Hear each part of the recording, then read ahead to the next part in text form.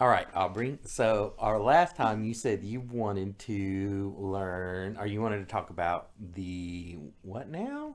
Dinosaur prints. The dinosaur tracks. Okay. So for the world that may not know, we take a trip from Oklahoma to New Mexico every year, and one of the things we do is we stop in this place called Clayton, New Mexico, where they have dinosaur tracks. And yeah, the last video you also learned that we, on that way, we also do also go to a volcano that doesn't erupt anymore. But we're not talking about that today. We already talked about that yesterday.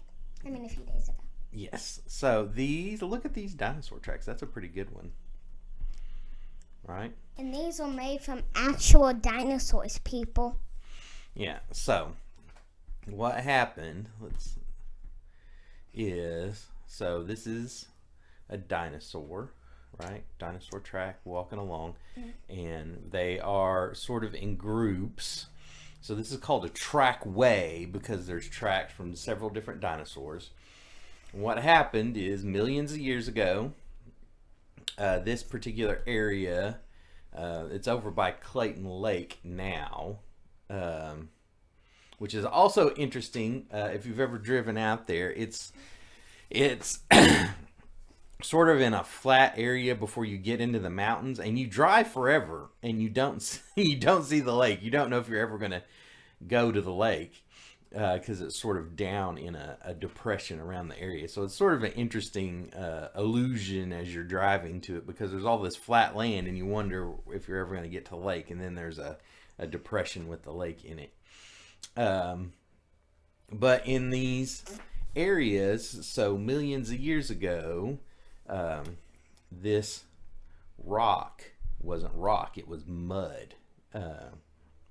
And so the dinosaurs would walk through there. It would depress their footprints into the mud.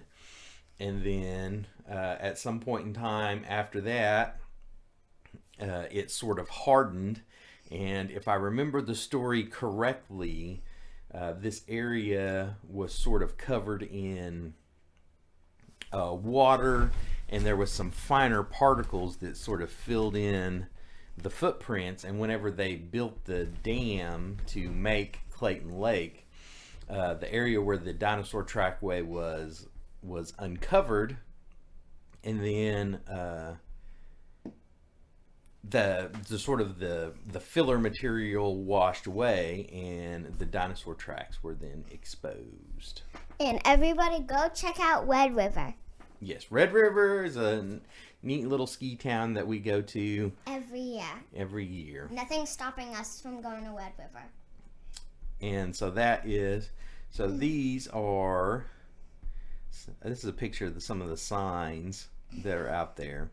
It's from some of the different species that they've been identified. So if you see the tracks with the 3 toes, it's a carnosaur, that's a predator. It looks almost like sort of chicken prints. And the big sort of fatter prints, those come from a hadrosaur. And let's see if we can find some photos. There's also some prehistoric worm burrows that have been sort of fossilized in the dinosaur trackway, and it's a similar feature. So this over here, this is probably a hadrosaur. And one of the interesting things about these dinosaur trackways is that so this is so if you saw older sort of pictures or videos, so let's look at this picture here, up here. So if you saw older pictures or videos, let me pull up another thing. So let's do like a 1950s dinosaur drawing.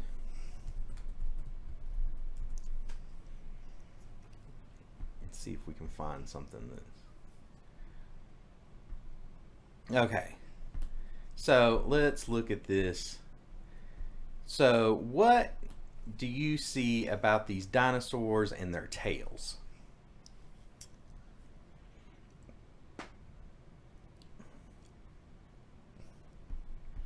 compared to this dinosaur and its tail? It looks different than the other bones. Okay, so if you look at all of so these are newer drawings. Let's see if we can find an older drawing. So if you find older depictions of dinosaurs, one of the things you'll see, where is its tail at? The butt? Well, not on the animal. Is it up or is it on the ground? Some is up and some is down. All right. One of the things you will see in older depictions of dinosaurs is that their tails would drag the ground. And if you look at newer depictions, it will look more like this, where their tails are up in the air. And this is directly the result of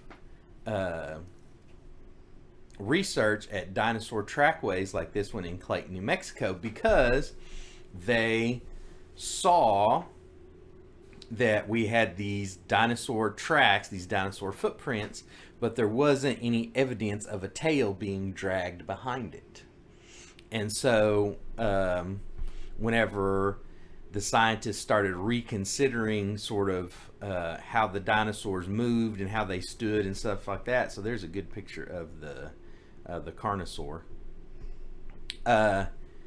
they changed their sort of their interpretation, because all the evidence is that the dinosaurs walked and they did not have a tail dragging behind them, and so they started depicting them with their tail up.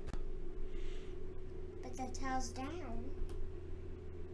Well, no, but they walk with their tail up. They don't walk with it dragging on the ground. And they can use it for balance. There's actually a sequence in here.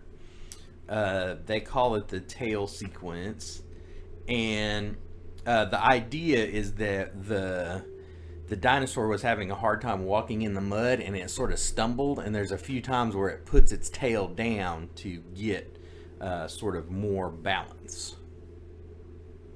So do you have any more questions about these dinosaurs and the dinosaur tracks? Actually, Yeah. I do have one question. What's that? How did the dinosaur footprints not fill in? Well, because they were different kinds of rock. And so if you have a hard rock that's sort of solid, and then if you have like some sand, it will fill in that part. And because they're different types of rock, then if you take and you have water or something like that come along, it can wash that sand out of the harder rock, and that print is still visible. Okay, but I have one thing to tell the viewers. What are you going to tell the viewers? Go to the volcano. If you go to Red River, ask your parents to go Red River and check out the dinosaur prints and the volcano. They're so cool. Right. And if you go, you'll also see these. This is a picture of the fossilized worm burrows. And so that's where prehistoric worms were digging in the area. And yeah, we hope that it's a great family vacation. We're going to go again. And so what do we say at the end of all of the videos? Actually, I have one more thing to say. Oh, what's your one more thing? Okay, also there's schools at Red River that you can go to if you, because like it's kind of like summer school, but the less you stay, I go to that. It's like fun school you do for the kids. But when you're like my sister's age, like, when can you stop going?